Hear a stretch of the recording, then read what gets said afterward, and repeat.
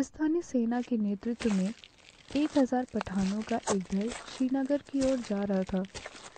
Major Somnath Sharma के नेतृत्व में 4 कमाओं की AND कंपनी और कैप्टन रोनाल्ड वुड की कमान में एक पैरा कमाओं को बडगाम भेजा गया।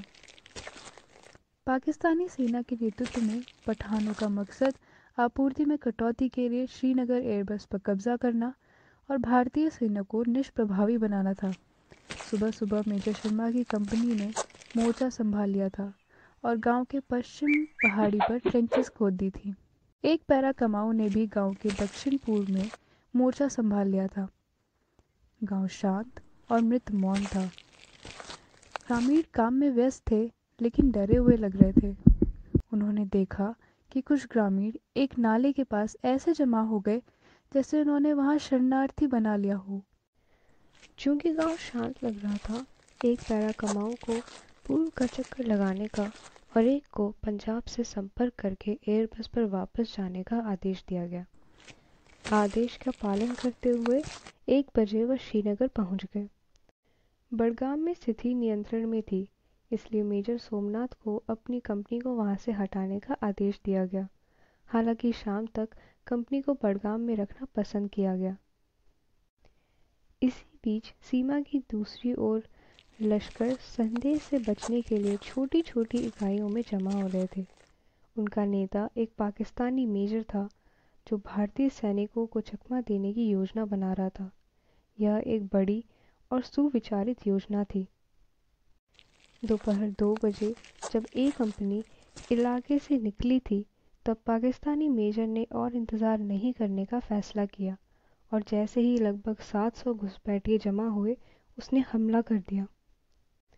दोपहर करीब 2:30 बजे मेजर सोमनाथ गांव से गोलियां चलते देख दंग रह गए।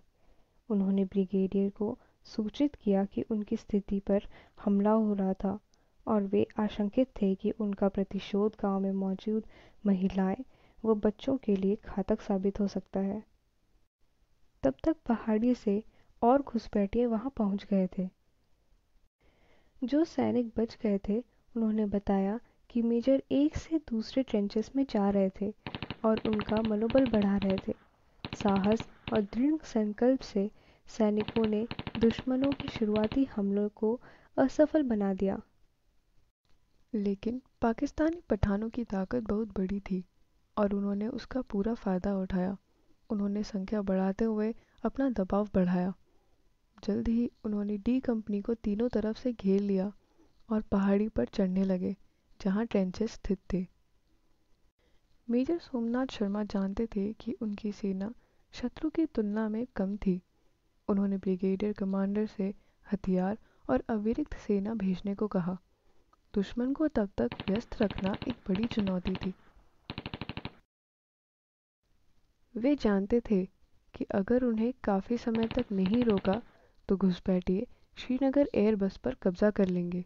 वे जानते थे कि उनकी कंपनी दुश्मन को ज़्यादा देर नहीं रोक पाएगी, इसलिए उनके लिए अपनी कंपनी की इच्छा बढ़ाए रखना एक बड़ी चुनौती थी।